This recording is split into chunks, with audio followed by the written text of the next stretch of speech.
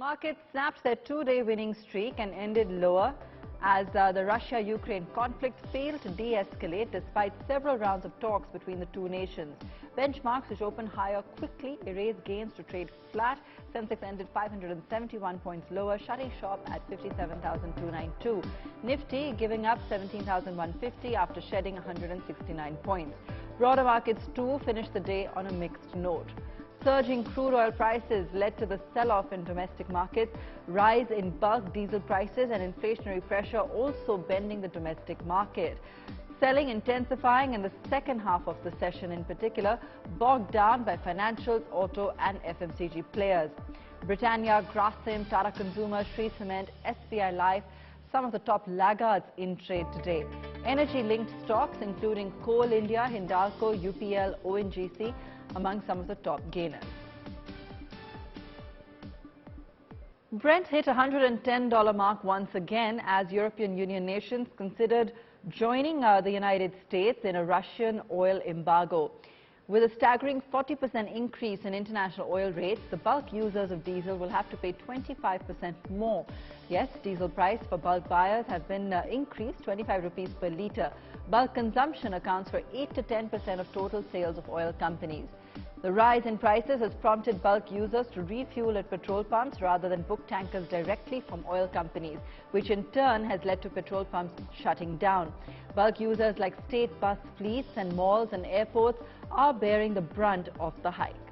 Price of diesel sold to bulk users has been hiked to about 122 rupees per litre in Mumbai, and in Delhi it's costing about 115 rupees.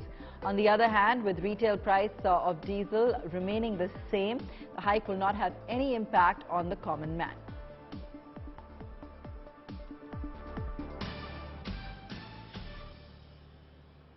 RBI Governor Shaktikanta Das said that India's economy is far better placed today and there will be a marginal impact from the Ukraine war. He expects inflation in India to moderate and he's confident of dealing with any emerging challenges. Listen in. So, economy is better placed today. On the external sector also we are better placed, but we are living in an uncertain world. There is no reason for complacency. We have to be watchful.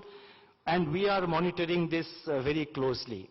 We are also monitoring the crude and commodity prices, the volatility. Very closely we are watching them.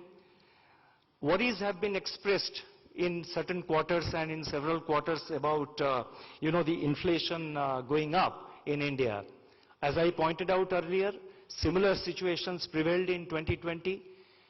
It also prevailed in 2021. Today, again, the inflation for the last 2 months has been 6%. Whether the situation is similar, only time will tell. Our earlier estimate which we had given about the inflation scenario, we were looking at inflation, CPI inflation to be 4.5% by March of 23. Now we have to watch. I will not like to comment what is our expectation on inflation and growth, because that is something which I would like to leave for the monetary policy. Ruchi Soya tanked nearly 10% in trade today after the Baba Ramdev-backed edible oil maker announced a follow-on public offer at a discount of 35%. Watch our special report on the insights on whether you should subscribe to this FPO or not. आत्मनिर्भर होते भारत की एक आदर्श प्रेरणा है Ruchi Soya industries limited. Edible oil firm Ruchi Soya, owned by Baba Ramdev-led Patanjali Ayurved, will hit the capital market with its follow-on public offer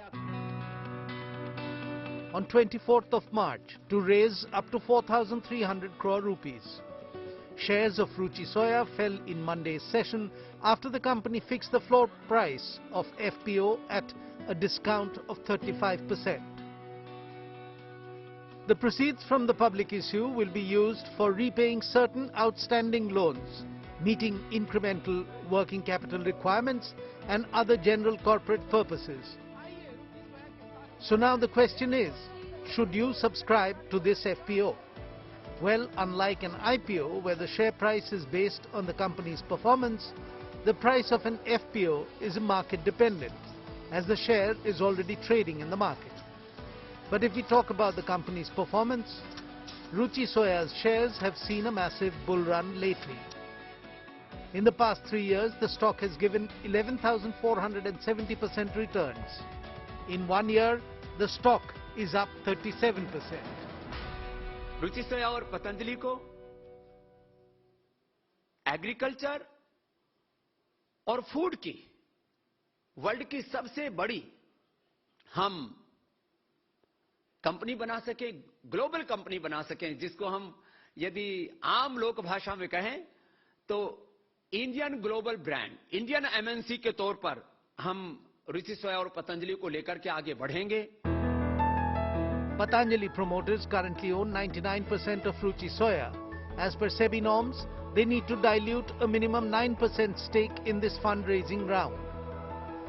Ruchi Soya, which got the approval for an FPO in August 2021, was acquired by Patanjali for its Nutrela brand of products in 2019 for 4,350 crore rupees through the insolvency process.